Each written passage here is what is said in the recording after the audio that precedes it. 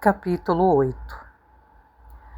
Quando Godfrey Cass chegou da festa na casa do Sr. Osgood à meia-noite, ficou surpreso ao ser informado de que Dunsey não voltara. Talvez não tivesse conseguido vender Whitefire ficando à espera de uma nova chance.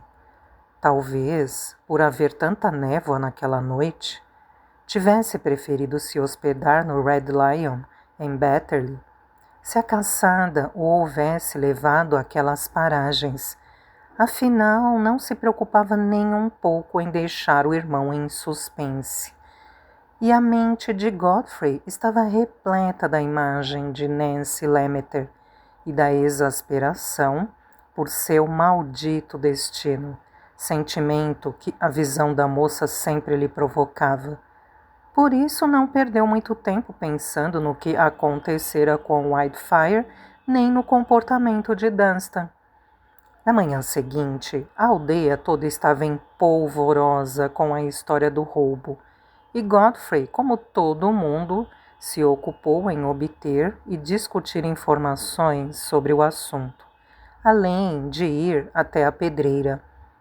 A chuva varrera qualquer possibilidade de se enxergar em pegadas. Mas uma investigação apurada na região revelou um isqueiro com pederneira e aço, meio enfiado na lama. Não era de Silas, porque o único isqueiro que lhe pertencia continuava em sua prateleira, donde se concluiu que aquele encontrado na lama tinha alguma conexão com o roubo. Uma pequena minoria balançou a cabeça, expressando a opinião de que o tal roubo não era coisa para ser resolvida com um simples isqueiro, de que a história contada por Marner era um pouco estranha, parecendo mais um daqueles casos em que um homem faz o mal a si mesmo e depois manda a justiça sair atrás do culpado.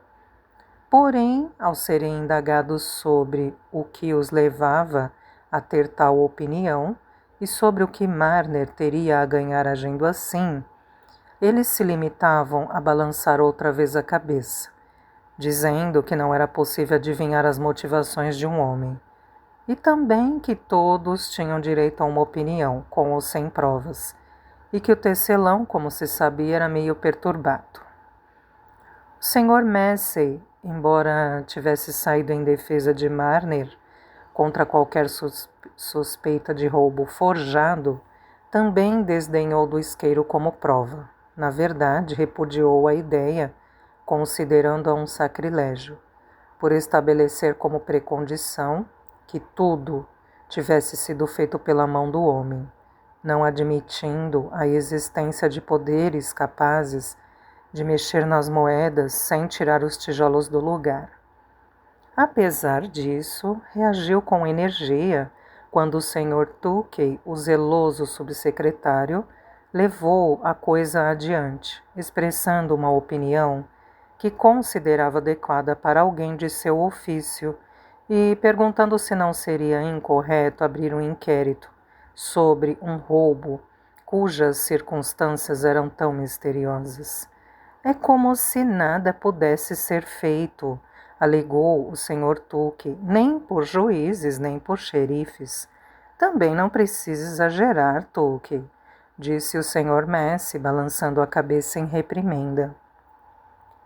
Você sempre faz isso. Se eu jogo uma pedra e acerto, você já quer logo jogar a pedra mais longe. Só estou falando do isqueiro. Não estou dizendo que não devemos chamar o juiz e a polícia, porque afinal eles foram criados pelo rei George e não cabe a um oficial da paróquia ir contra a vontade do rei. Enquanto esta conversa acontecia do lado de fora do Rainbow, do lado de dentro ocorria um debate de mais alto nível, sob o comando do Sr. Crackenthorpe, o pastor, auxiliado pelo Squire Cass e outros importantes membros da aldeia. Acabara de ocorrer ao Sr. Snell, o dono do Rainbow, a ele, homem acostumado a somar 2 e 2, uma associação entre o isqueiro encontrado, que ele próprio, aliás, na qualidade de xerife substituto, tivera a honra de achar, e a recordação que tinha de um caixeiro viajante que aparecera para beber na taverna cerca de um mês antes, dizendo trazer consigo um isqueiro para acender o cachimbo. Ali estava, sem dúvida, uma pista a ser investigada. E como a memória, quando devidamente impregnada por fatos comprovados, costuma se tornar surpreendentemente fértil, o Sr. Snell começou aos poucos a recordar a vívida impressão nele produzida pela conversa e pelos modos do caixeiro. O homem tinha um olhar que causara no sensível Sr. Snell uma sensação de desconforto. Com certeza não havia dito nada de especial, nada, a não ser a referência ao isqueiro. Porém, o que conta não é o que um homem diz, e sim a maneira como faz.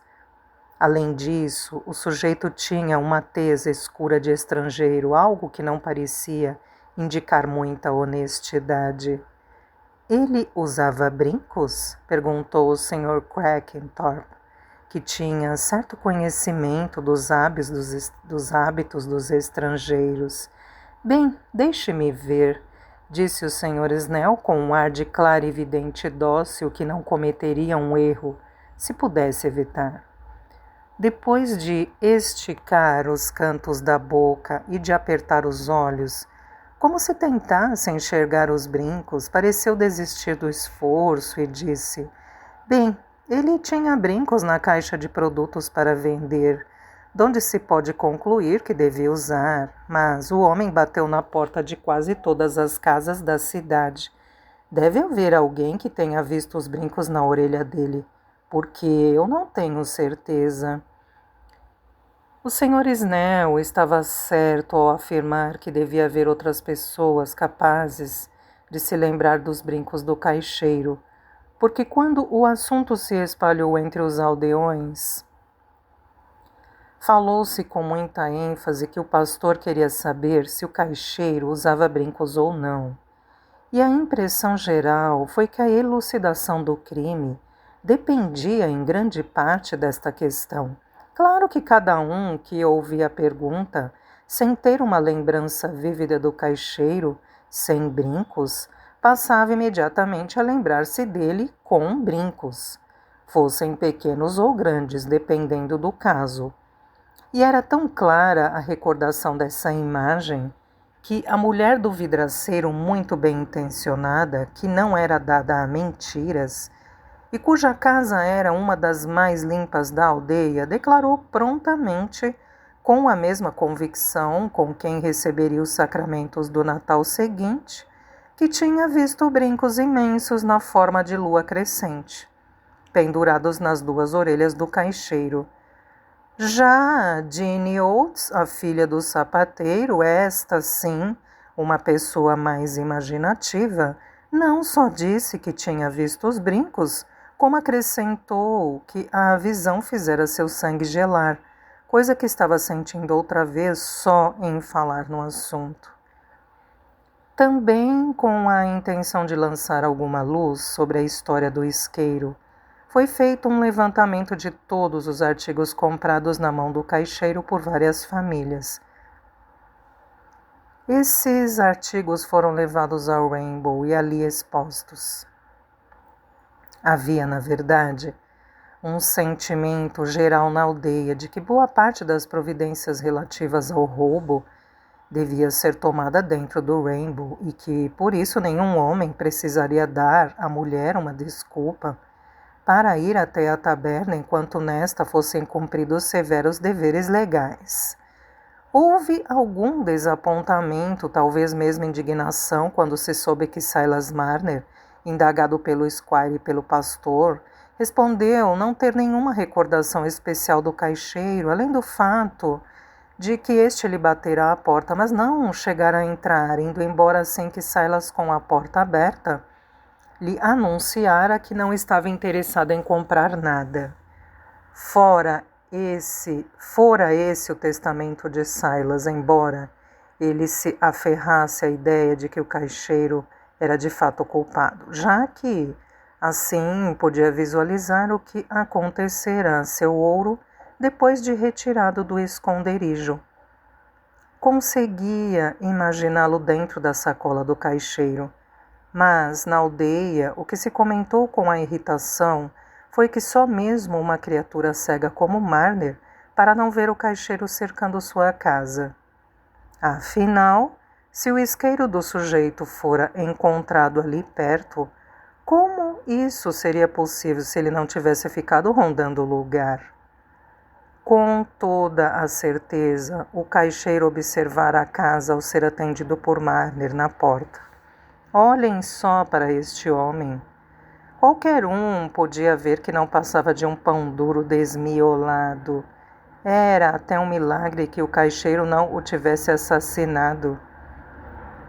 Homens do tipo dele com brincos nas orelhas em geral são assassinos. Houve um sujeito assim que foi a julgamento, e isso não fazia muito tempo. Tinha muita gente viva que se lembrava. Godfrey Cass, ao entrar no Rainbow, no momento em que o Sr. Snell dava mais uma vez o seu depoimento, desdenhara da história, dizendo que ele próprio comprara um canivete na mão do caixeiro e o achara um camarada até simpático. Tudo aquilo era uma bobagem, garantiu, essa história de dizer que o caixeiro era mal encarado. Mas o que se comentou na aldeia foi que aquilo eram arroubos da juventude. Como se o único a achar o caixeiro esquisito tivesse sido o Sr. Snell. Ao contrário, havia pelo menos meia dúzia de pessoas dispostas a ir até o juiz Mallon e lhe dar um depoimento contundente. Eles esperavam que Godfrey Cass não inventasse que iria até Tarley para jogar água fria na fervura criada pelo testemunho do Sr. Snell, e com isso impedir que se emitisse um mandado de prisão. E foi o que suspeitaram que Godfrey ia fazer quando naquela tarde ele partiu a galope em direção a Tarley. Mas, a essa altura, o interesse de Godfrey pela história do roubo tinha desaparecido e ele estava cada vez mais ansioso em obter notícias de Dunstan e de Whitefire. Por isso, sem conseguir estender mais sua incerteza, não ia para Tarley, mas para Betterley. A possibilidade de Dunstan ter lhe pregado uma peça e sumido com Whitefire para reaparecer somente dali a um mês, depois de ter gasto no jogo ou simplesmente esbanjado o dinheiro obtido com a venda, era para ele um temor muito mais forte do que o de um ferimento acidental. E agora que o baile na casa do Sr. Osgood já pertencia ao passado, estava furioso consigo mesmo por ter confiado o cavalo ao irmão. Em vez de tentar afastar os pensamentos negativos, Godfrey se aferrava ainda mais a eles com aquela impressão supersticiosa que temos de que se pensarmos muito em algo ruim, aquilo terá menos probabilidade de acontecer. E quando ouviu um cavalo se aproximando a trote, vislumbrou a ponta de um chapéu surgindo na estrada, achou que sua magia havia funcionado. Mas logo o cavalo se tornou visível e o coração de Godfrey tornou a pesar. Não era o Whitefire, e tampouco o cavaleiro era Dunstan, mas Sam Bryce, que logo apeou para dizer alguma coisa com um semblante que evocava assunto desagradável. Puxa, Sr. Godfrey, que sortudo é o seu irmão, não é? Por que está dizendo isso? Godfrey apressou-se em perguntar. Ora, ele ainda não foi para casa? Indagou Bryce. Para casa? Não. O que aconteceu? Diga logo. O que foi que ele fez com meu cavalo? Logo vi que o cavalo era seu, embora dança e tenha dito que você o dera para ele. Ele o jogou no chão e lhe quebrou a perna? Perguntou Godfrey, vermelho de exasperação. Pior que isso, retrucou Bryce. Sabe, eu tinha feito uma oferta de comprar por 120 libras, um preço alto, pois sempre gostei daquele animal. E o que seu irmão fez? Foi lá e acabou com ele. Passou voando sobre uma cerca de estacas, junto à margem de um riacho. Quando foi encontrado, o cavalo já estava morto havia muito tempo. Quer dizer então que seu irmão não apareceu em casa? Em casa? Não. E é melhor mesmo que fique bem longe. Eu sou um idiota. Devia ter imaginado que isso ia acabar assim. Bem, para lhe dizer a verdade, continuou Bryce, depois que fiz a oferta pelo cavalo, chegou a passar pela minha cabeça que ele podia estar vendendo o animal sem seu conhecimento. Não acreditei que o cavalo fosse dele. Sei que o Sr. Dancy é chegado a uns truques de vez em quando. Mas onde terá ido? Ninguém o viu em Batterley? Não deve estar ferido porque parece que saiu de lá andando. Ferido? Disse Godfrey com amargura. Ele nunca se fere. Foi feito para ferir as outras pessoas. Quer dizer que o senhor deu mesmo permissão para que ele vendesse o cavalo? Perguntou Bryce. Dei. Queria me livrar do animal. Ele sempre foi um pouco duro de manejar, disse Godfrey. Seu orgulho o fazia recuar ante a ideia de que Bryce percebesse que a venda era uma questão de necessidade. Eu já ia mesmo procurá-lo. Imaginei que alguma coisa tivesse acontecido.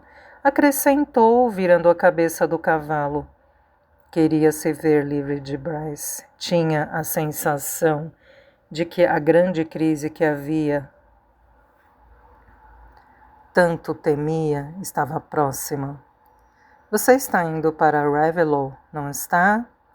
Não, não, disse Bryce. Eu ia até lá porque preciso ir a Flyton.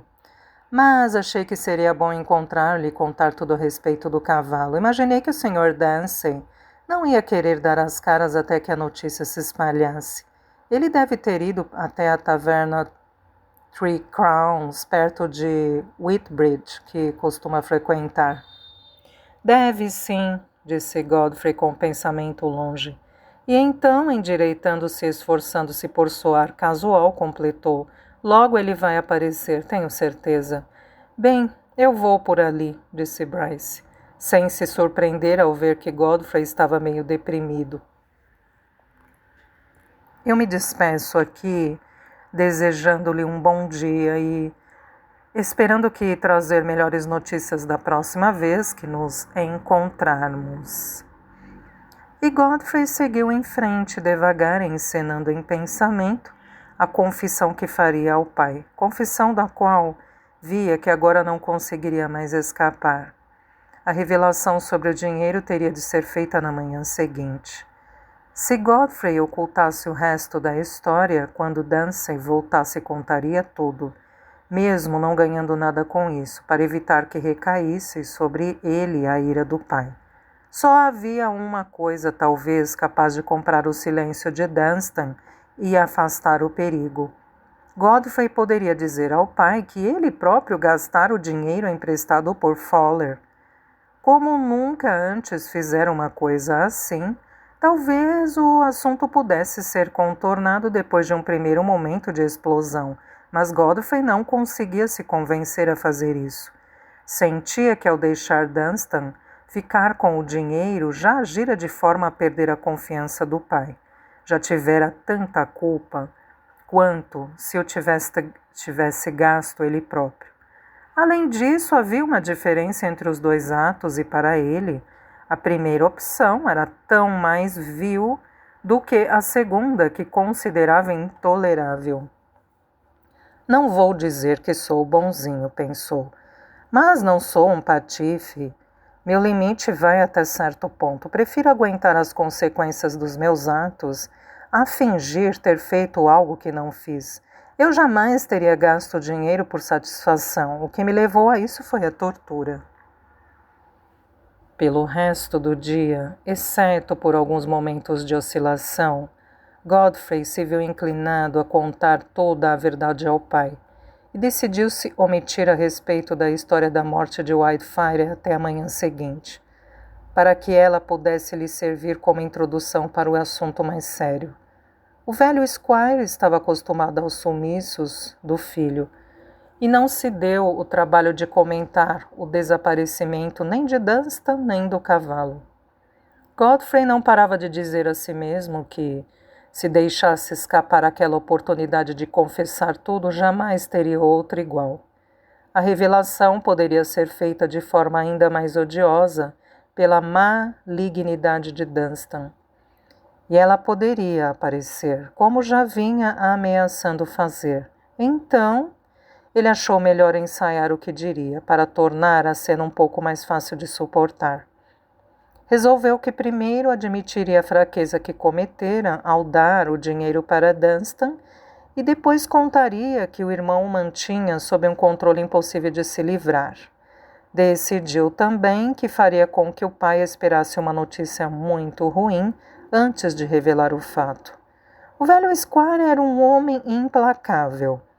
Tomava decisões em momentos de raiva e não voltava atrás depois que a raiva passava, como as matérias vulcânicas que, ao esfriar, se transformam em rochas. Assim como muitos homens violentos e inflexíveis, o Squire Cass deixava que os males evoluíssem, sob sua desatenção, até que a pressão dele se tornasse exasperante.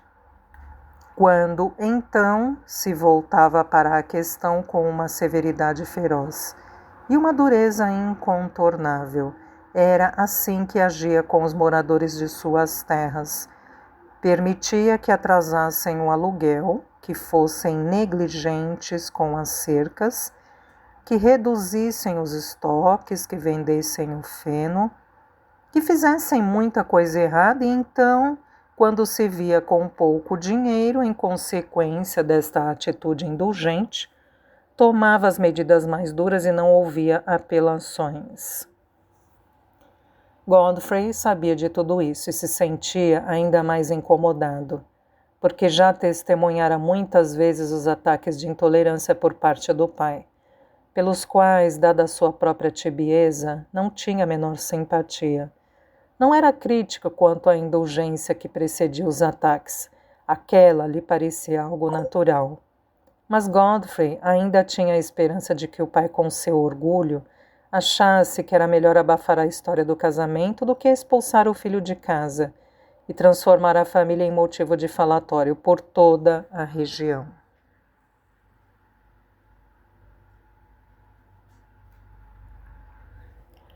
Foi essa a visão do assunto que Godfrey conseguiu manter em mente até meia-noite, quando foi dormir pensando que seu debate interior estava concluído. Mas ao acordar de madrugada, quando ainda estava escuro, viu que era impossível reavivar os pensamentos da noite anterior. Era como se eles estivessem exaustos e não quisessem se levantar para trabalhar. Em lugar de argumentos para fazer a confissão, o que Godfrey percebia agora era apenas a presença de suas consequências nefastas. Voltou com força ao velho horror de ser banido. O velho medo diante da ideia de que ergueria uma barreira intransponível entre ele e Nancy. A velha disposição para apostar em algum caso que pudesse salvá-lo de se trair. Porque, afinal, deveria, por sua própria conta, anular todas as esperanças. Na véspera, vira tudo sob uma ótica errada. Estivera furioso com Dunstan e só desejara acabar de vez com o mútuo entendimento que tinham. Mas seria mais sábio se amaciasse o pai, evitando que este ficasse com raiva de Dancy, e assim mantivesse tudo o mais próximo possível da situação anterior. Se Dancy não aparecesse nos próximos dias, e Godfrey sabia bem que o canalha tinha dinheiro suficiente no bolso para ficar longe ainda por mais tempo que isso, tudo poderia se acalmar.